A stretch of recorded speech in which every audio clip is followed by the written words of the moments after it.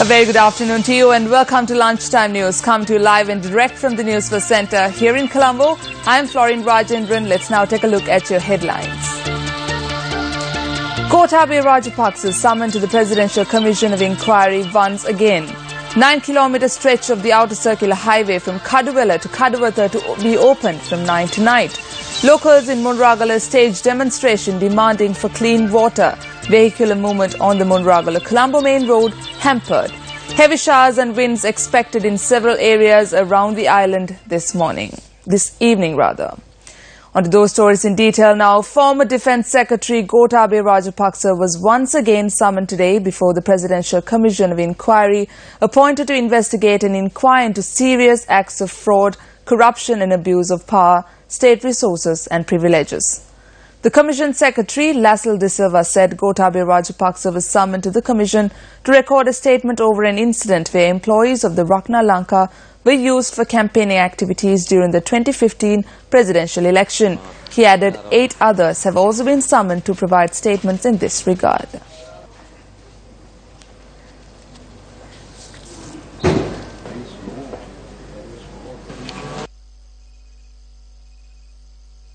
Currently, the Commission is investigating a petition received with regard to an allegation against Lanka Limited. Lanka has deployed the staff for the presidential election campaign, and the allegation was also that Lanka had spent over 60 lakhs in connection with the last presidential election in favor of the former president Mahinda Rajapaksa, and in that connection the investigation team got statements from a large number of people, maybe about 20 odd people, and subsequently it was decided that Gotabaya Rajapaksa and 8 others, Mr. Dominda Silva, Kotte Mayor Janaka Ranawaka, then Mount Lavinia Mayor Dhanasige Amaratunga, and a few others.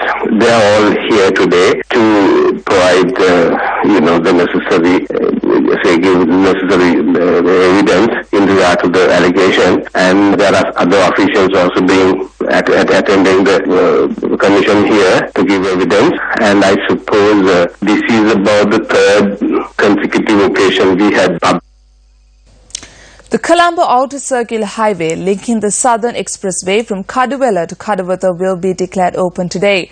Secretary to the Ministry of University Education and Highways, DC Dissanayake, said that the 9-kilometre stretch will be open for vehicular movement from 9 p.m. onwards tonight.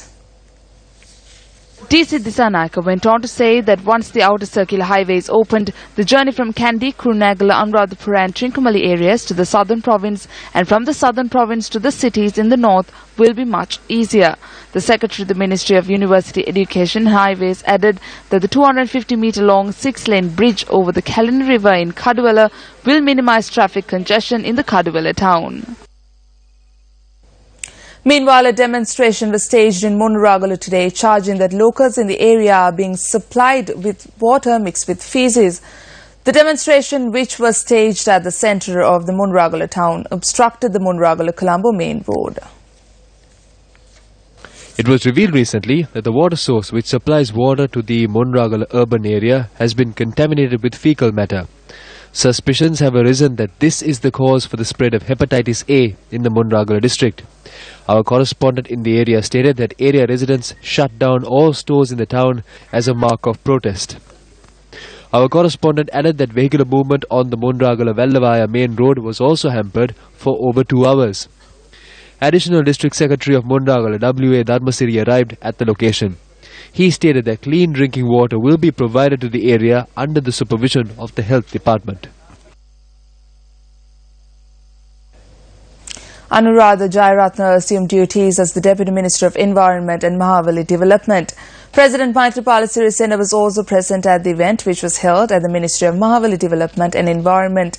Ministers Mahinda Amaravira and Dominda Dissanayake were also present at the event.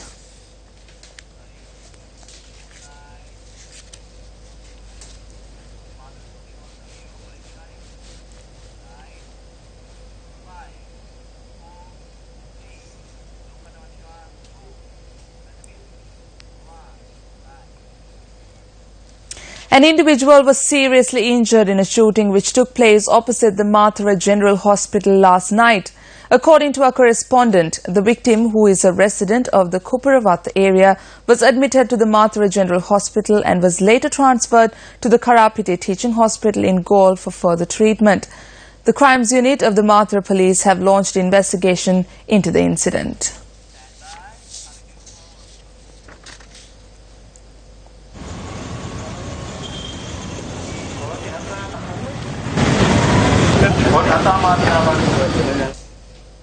The 192nd edition of Newsfirst Classroom, a media workshop which is conducted with the aim of uplifting the knowledge and skills in media among students, is currently underway at the Badulla Central College. The workshop, unlike traditional seminars, comprises with lectures to suit modern society. The Newsfirst workshop, which provides an insight on how media could be correctly used with the latest technology and lays a platform to good leadership skills. Voice tests are to be conducted at the workshop by the skilled staff of YFM. On to one of our headline-making stories, the Department of Meteorology has forecast heavy rains and strong winds in the coastal areas of the island today as well. The Met Department also forecast showers at times in the western, Sabargamuwa central and southern provinces, adding that showers may extend to the northwestern province too. Duty meteorologist at the department, Nimal Bandara, said that strong winds over the island and neighbouring sea areas could be expected. Thunder showers will develop at a few places in the eastern and Nuwa provinces after 4 p.m. The Met Department also warns the public to be vigilant due to strong winds that will develop with the thunder showers. The warning urges naval and fishing communities to be vigilant as deep and shallow sea areas around the island may be rough at times with strong southwesterly winds of up to 70 to 80 kilometers per hour. Taking a look at one of our local stories now, environmentalists state that the ecosystem in Dadru Oya is severely hampered. This revelation was made at a media briefing held today.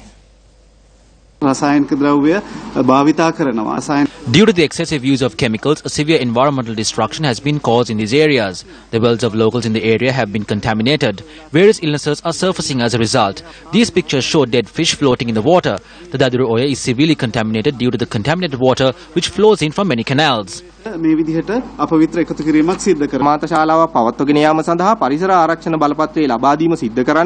The Board of Investment needs to issue an environment conservation license for a factory to commence. But the issue is that in the Northwest, a separate charter is in effect titled the Northwestern Environmental Charter. So an extremely corrupt state institution called the Northwestern Province Environmental Authority has been set up for this charter. The reason that it is corrupt is that the authority makes a profit when issuing a new conservation report. They issue these licenses in an illegal manner. The people can enforce the law against this under the 98th statement of the Penal Code, where it states that a factory cannot dispose wastewater directly or indirectly to a water source. On the 27th of August 2013, the Central Environmental Authority has conducted an assessment tour. The public informed the authority of the harmful effects to their wells as well as the animals in the area. So this report clearly says that there is no electric conductor in the Dadru Oya. The electricity being conducted through the water is insufficient. Because of this, there is a threat of the water being contaminated. It also states that the oxygen levels of the marine life is insufficient.